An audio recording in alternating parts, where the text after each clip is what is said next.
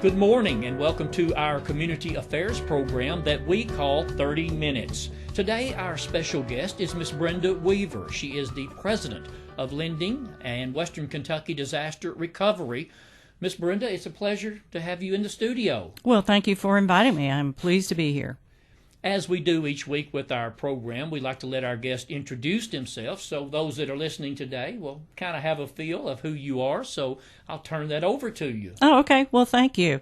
Yes, my name is Brenda Weaver, and I am president of Lending and Western Kentucky Disaster Recovery for a company called Community Ventures. Community Ventures is a 501c3 nonprofit that is also a Treasury-designated community development financial institution. We are a NeighborWorks agency. And as a nonprofit that serves all of Kentucky and now part of Western Tennessee, we do a number of different things. We are involved in what we call comprehensive community development. We administer a lot of funds for federal and state agencies. We have partners like USDA, EDA, the Small Business Administration. And so we make loans to small businesses. We provide free technical support and training for small businesses. But we are also involved in providing houses through opportunities for homebuyer education and financial training for people who are interested in buying a home, as well as providing construction and rehab of new and existing homes. So we combine a lot of what we do in terms of helping home buyers get into a home and small businesses get started or expand into what we call that comprehensive community development, where we put all the pieces together, including some economic development for communities that may have been impacted by either natural or an economic disaster, to try to help those communities get back on their feet or be able to grow and expand and provide support for their citizens.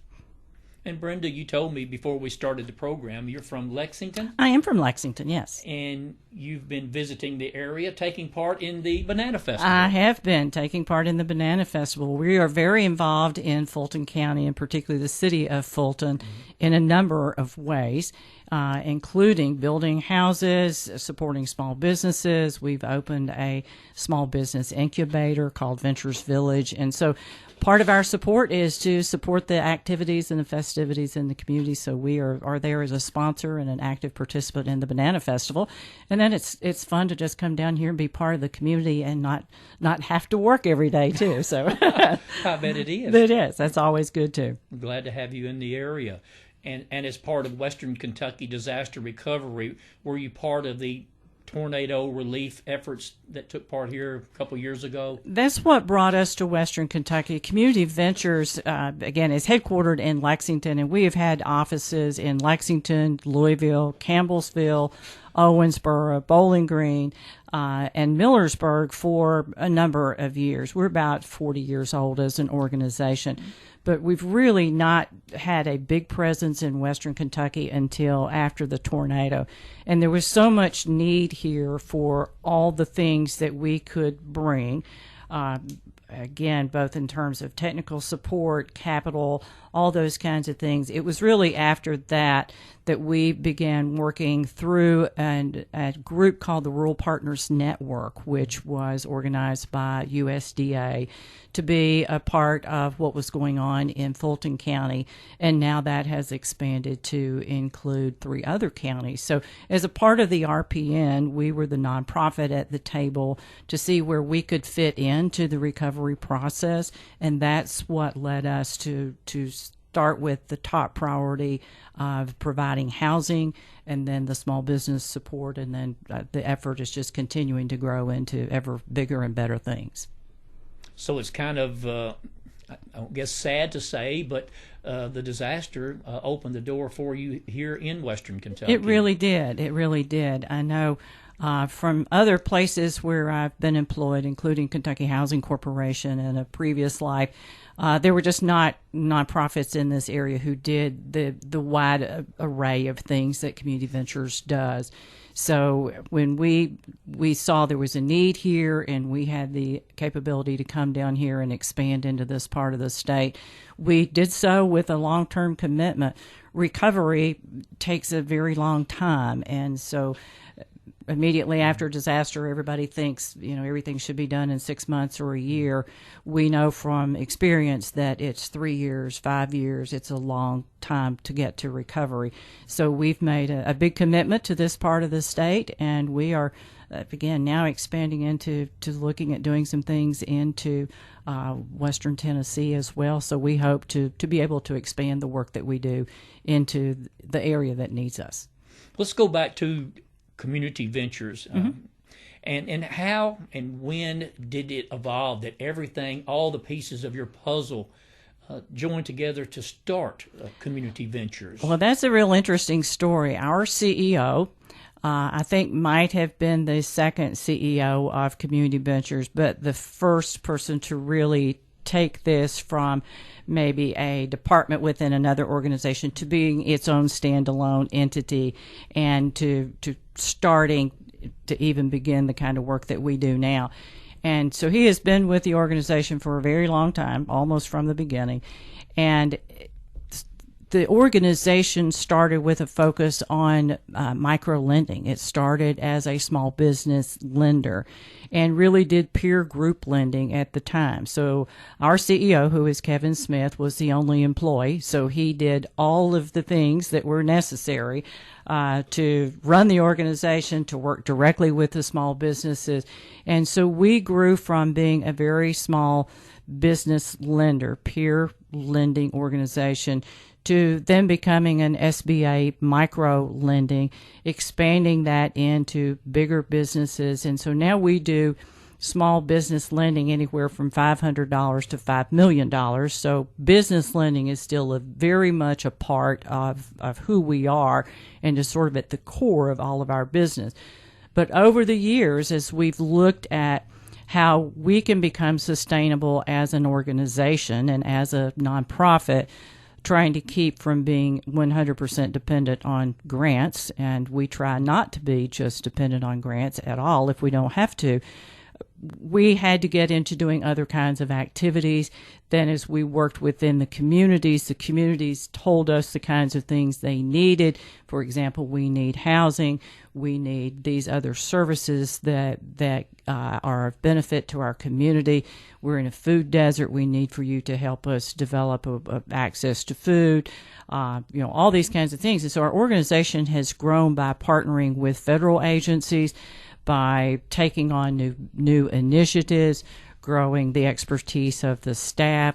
And so now we are a very diverse nonprofit that really does comprehensive development within the community. We do, as I said, everything from providing education to capital to stimulus for economic development and housing. So we do a lot of different things. How many people involved in your organization, Brenda? We currently have about 55 staff, and then we have some folks who actually work on contract as well as full-time employees. Gone from 1 to 55? That's right. And we are statewide, and again, we do microloans now into 5 border counties into Tennessee and several counties that also border to the north of the Ohio River up into Indiana. That's interesting. Again, today we are speaking with Miss Brenda Weaver. She is the president of Lending and Western Kentucky Disaster Recovery. She is from Lexington, and it is a pleasure to have her on today's program. And you talked about how you initially became involved in the local area, and that did include Fulton, South Fulton. You're into Hickman now. Yes. How has it been since you've been here? Oh, it's been a wonderful experience.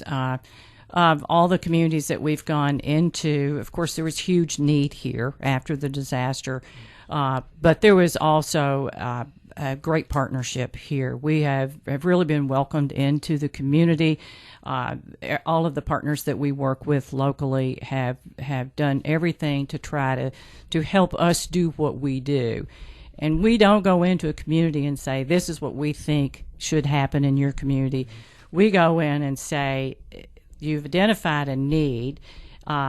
If there are some gaps that we can help you fill or issues we can help you address, we're here to do that. But we're not the only entity at the table, and we're not going to tell you what you need to do. So in the communities here in Fulton County and in all the counties that we're working in down here, people have done everything they could to be a good partner. And by that, I mean they've helped reduce restrictions, tear down barriers. So instead of us having to really struggle with small things that make projects and the work we do so hard, everybody has done their part. When I talk about how we do comprehensive community development to other nonprofits and other potential partners, I sort of use the analogy of the old Sunday potluck dinner that, everybody that comes to the table needs to bring a dish. So everybody needs to bring something to the table to make progress in a community work and to make it successful. And we certainly have experienced that in this part of the state. So we love the partners we've developed down here. It's been a very rewarding experience for us, and we hope it has been for the community. That's a great analogy. So you found out that and that was a question I was going to ask you, what have you learned from the people that you've been working with here in the county? And I think you kind of answered that they've been good to work with. Oh, they've been wonderful to work with. We have been welcomed with open arms. I love coming down here to work. I spend about a week out of each month down here, so I feel like I am individually and personally becoming a part of the community. So it's been a great experience for us, and certainly a personally rewarding experience for me to be able to come down here, make new friends, new partners, and get to be a part of this community. So is it correct to say that when your organization, Community Ventures, came into Western Kentucky, down in this area, that the first need, I guess, was housing from the tornado damage, and Correct. It's branched since that? That's exactly right. When we started working in Fulton, it had been a number of years since any housing had been built to begin with. So there was a real shortage and a real need for housing anyway. And then the tornado and the disaster on top of that, of course, just exacerbated that problem.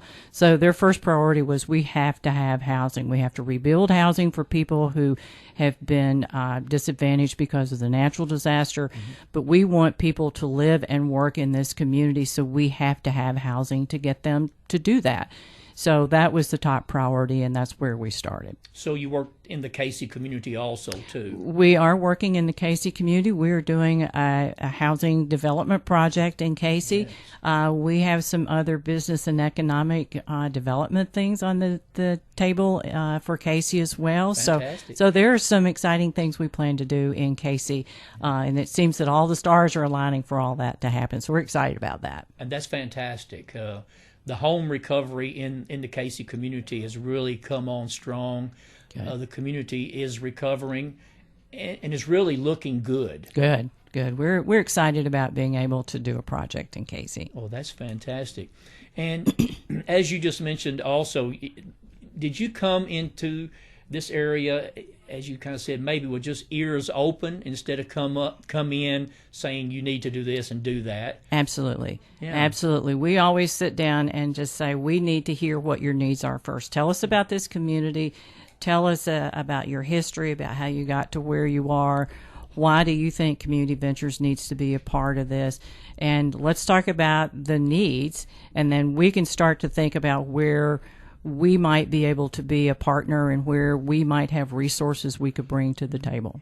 I was going to ask, can you satisfy most of the needs that are requested? I think the requests are going to be bigger than what we can supply, but hopefully we are one arrow in the quiver. We are one tool that can help make it happen. And I certainly would be remiss if I didn't say that without partners also like our funding sources like Kentucky Housing Corporation that awarded us almost $2.6 million to help with the housing rebuild here, with the Department of Local Government and CDBG disaster recovery monies that we are using for the Casey development.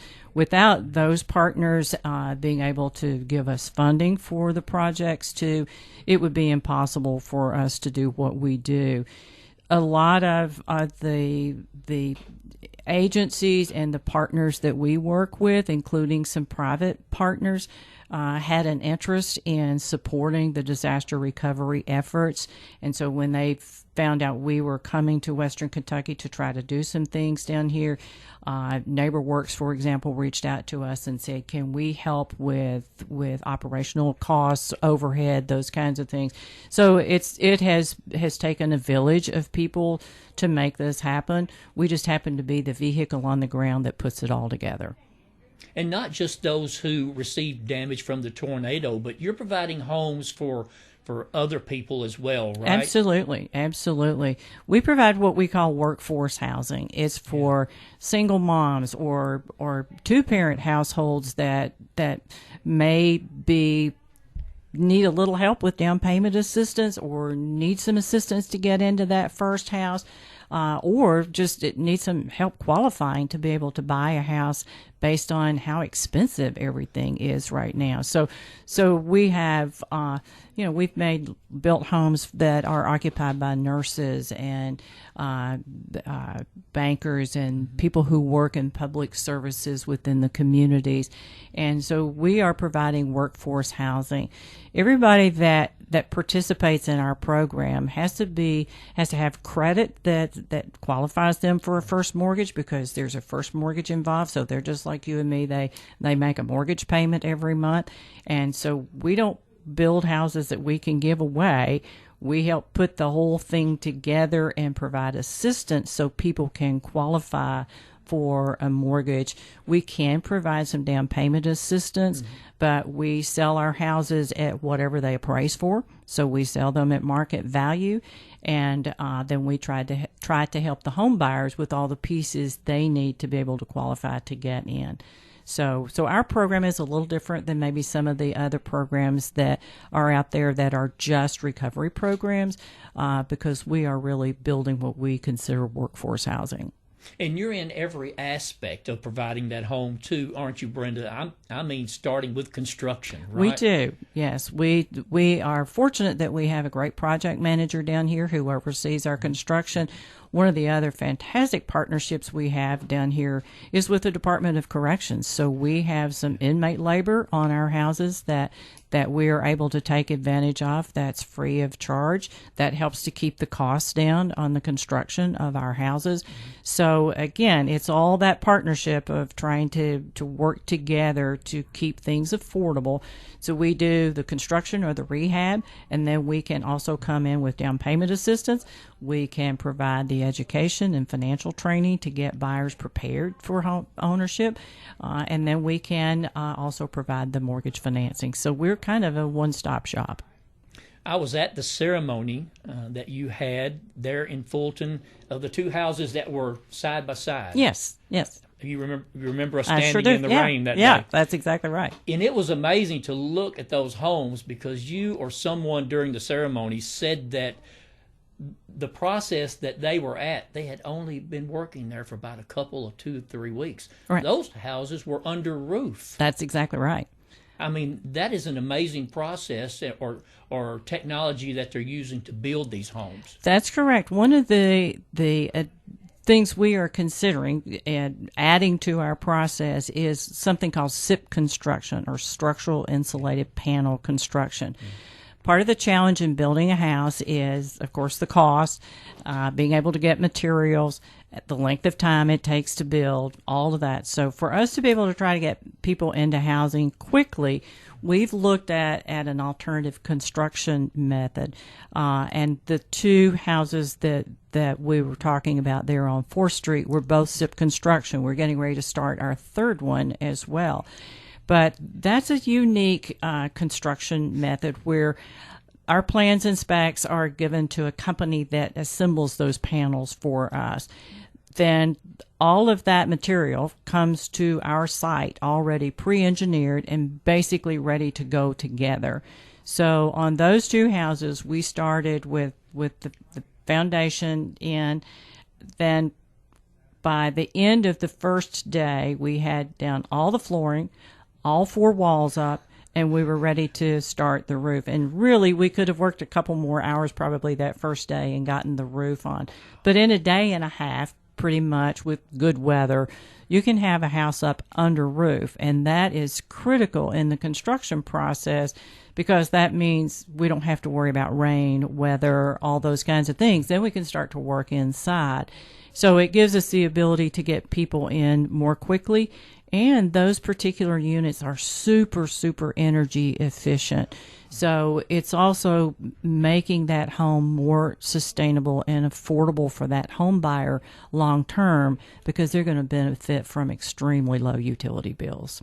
Correct me if I'm wrong. They were also putting storm shelters Yes. in those homes too? Is that part of the process? That's part of what we're doing is part of our rebuild plan down here is because everybody, of course, has in their mind now every time there's severe thunderstorm or wind, I'm sure I would if I lived here. We seem to be in Tornado Alley yes, now for some reason. Absolutely. So we don't want to either build or rehab anything now that we don't provide a storm shelter. So all of our new construction and all of our rehab units will have storm shelters. So tell us what all is going on in the Fulton, South Fulton. You have branched out into South Fulton area and Hickman area. What all is going on? What are some future projects? Well, we're trying to continue to build housing, and we think we're going to be here 3 to 5 years building houses. We also are supporting small businesses. We've done a number of loans here to try to help support small businesses and help them rebuild, to help them grow. And then we just developed something in Fulton called Ventures Village, and that is a 10-unit small business incubator. The idea behind a business incubator for people that are not used to that term is that it really gives a small business owner an opportunity to move whatever they are making or creating from their basement or garage or spare bedroom to get them to the next step before they have to be big enough to rent a space on Main Street somewhere. So in that incubator period, in that incubator time, we are giving them a building and a presence with a storefront, literally, in Ventures Village. We have 10 units. They're all unique in their look, their storefronts, their design. But those businesses have the ability now to move in there and rent from us at a very affordable rent.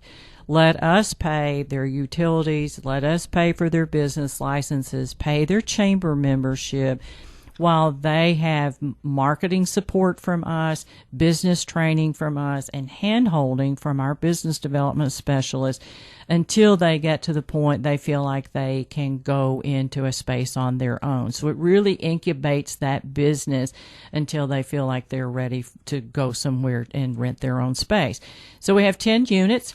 I think the 6th lease is in the process of being signed, so we're hoping by the end of the Banana Festival, we'll have all 10 units leased. We are setting up classes that will start in October for plans to help people learn how to write a business plan. How do you market a business in this kind of environment? How do you utilize social media? How do you set up a website? How do you make sure that your business is positioned so that you can start to generate a profit? And so we provide a lot of training. We have partnered with Murray State to be able to provide some on-site classes that will be held once a month over in the Pontotoc Center in Fulton. And we also provide access to all sorts of online training as well. Plus, our business development specialists do a lot of one-on-one work with our small business clients. So that's a project we've just kicked off. We want to see it grow, and for businesses, for persons who create something, that small business incubator is really for people who create something at home. So maybe they're a woodworker, they are a potter, a painter. They do something they create at home. We want to help them move that business out closer to Main Street and give them the support they need to get there. That's wonderful. The buildings really look nice. It really looks like a small town. It does. It's very nice. We're real pleased with how they turned out. And thanks again to the Department of Corrections for the work they did on finishing those buildings and doing the front, and for Michael Ross, who is our project manager for the beautiful gazebo in that park. It really turned out nice. And not realizing it until you just talked about it. But the training that you give those individuals is probably just invaluable, isn't it? It really is, and it's all free. Thanks to the Small Business Administration, they provide funding for us to give that free technical assistance to small businesses. So we couple that with our micro-lending program so we can provide the technical assistance and the capital assistance to help small businesses. Is something like that new, or have you done that in other communities? We have always provided access to the technical assistance and the capital. We have done incubator space in Lexington, and then we have a kitchen incubator in Louisville called Chef Space. In Lexington, we have the Art Inc. and the in a complex that we call the Met in Lexington, and it has studio space, which is similar to an incubator space for artists that participate in our Art Kentucky program. And so we have done it over the years. This is the first sort of independent off-site incubator space that we've developed, but we are looking now at replicating this concept in some of the other communities where we're doing, again, the comprehensive community development work.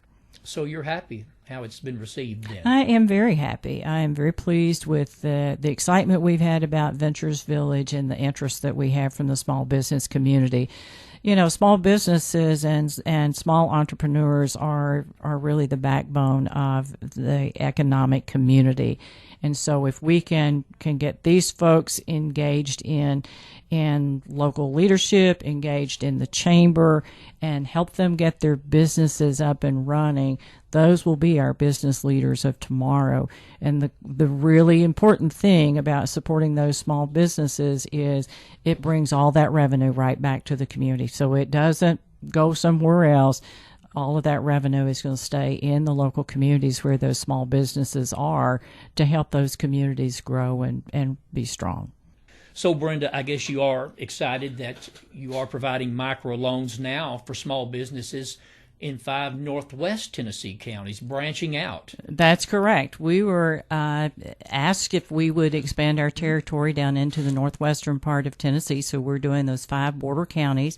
And as we continue to grow our program, our goal is to move into the western part of Tennessee as well. We want to be able to provide some of the very same support that we've done in Kentucky across the state line, and also become an active participant in the things that are going on in West Tennessee. You may have to hire 20, 30 more employees. That would be fine. Well, that is okay. We look forward to the expansion. It's been a pleasure to have you on the program and have you here in the studio, and just cannot praise the work that you all are doing here in so far in Western Kentucky and a portion of Northwest Tennessee, because you're helping people. Well, thank you. We are again excited to be here. We appreciate the opportunity to come in and talk with you, and anytime we can talk about what we're doing and be able to spread the word and hopefully get more homeowners interested and more small businesses interested and more communities interested in where we might be able to plug in and help, we are glad to do that. So thank you for the opportunity to be on the show today. Brenda, if anyone needs to reach out to Community Ventures yourself, what do they need to do? The best thing for them to do is we do have office space now in Fulton, so we have an office there at 611 Martin Luther King Boulevard in Fulton, and so we have staff that are here on the ground. They can reach out to me directly. My email address is bweaver, W-E-A-V-E-R, @cvky.org. All of our staff is listed and their contact information on our website, which is cvky.org. Again, it's been a pleasure to have you on the program, and I look forward to being at some of your events soon when you're putting families in new houses again. Thank you so much. We will be sure you are invited. Thank you so much. Miss Brenda Weaver, the president of Lending and Western Kentucky Disaster Recovery. And that concludes this week's 30 Minutes program. We hope you enjoyed today's show. And, of course, we invite you to tune in again next week at this same time as we bring you topics and information of importance to our community. From all of us here at Thunderbolt Broadcasting, until we meet again next week, I'm Charles Choate. You've been listening to 30 Minutes, a community affairs program on Thunderbolt Radio. You can listen to this broadcast and others anytime by visiting thunderboltradio.com and following the Thunderbolt Radio and Digital YouTube page. Thanks for listening.